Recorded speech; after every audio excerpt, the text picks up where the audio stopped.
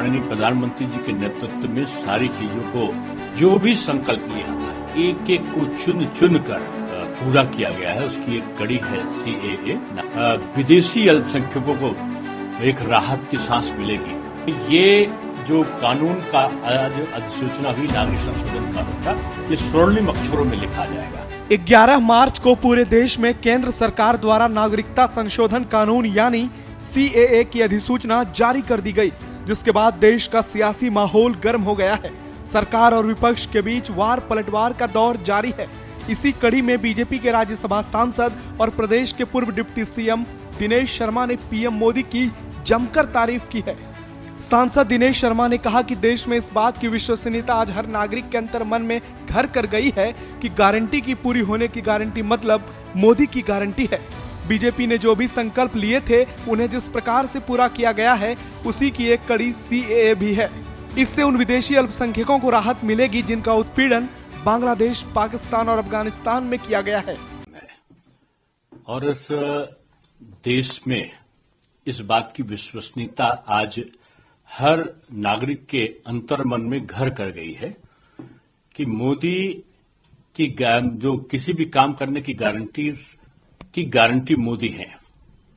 जो भी संकल्प लिया था एक एक को चुन चुन कर जिस प्रकार से माननीय प्रधानमंत्री जी के नेतृत्व में सारी चीजों को पूरा किया गया है, उसकी एक कड़ी है CAA नागरिक संशोधन बिल।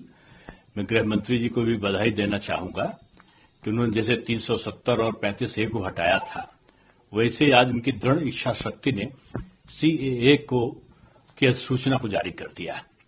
इससे उन प्रताड़ित विदेशी अल्पसंख्यकों को एक राहत की सांस मिलेगी जिनका उत्पीड़न बांग्लादेश, अफगानिस्तान, पाकिस्तान में किया गया, जो हिंदू हैं, सिख हैं, बौद्ध हैं, ईसाई हैं, जैन हैं, और जिनको उत्पीड़ना के कारण उस देशों को छोड़कर उनको भागना पड़ा।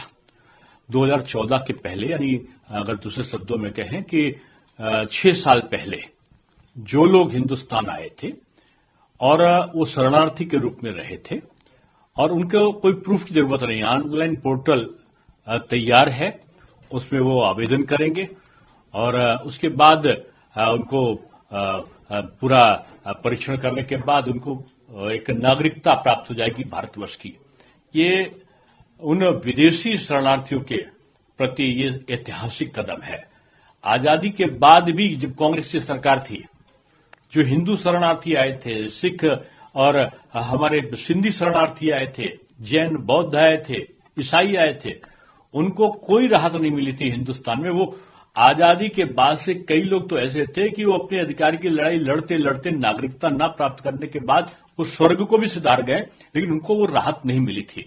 प्रधानमंत्री जी ने जो वायदा किया था संकल्प अपने भारतीय जनता पार्टी ने, उसको करके मैं समझता हूं कि भारत के इतिहास में ये जो कानून का आज अधिसूचना हुई नागरिक संशोधन कानून का, ये स्वर्णिम अक्षरों में लिखा जाएगा।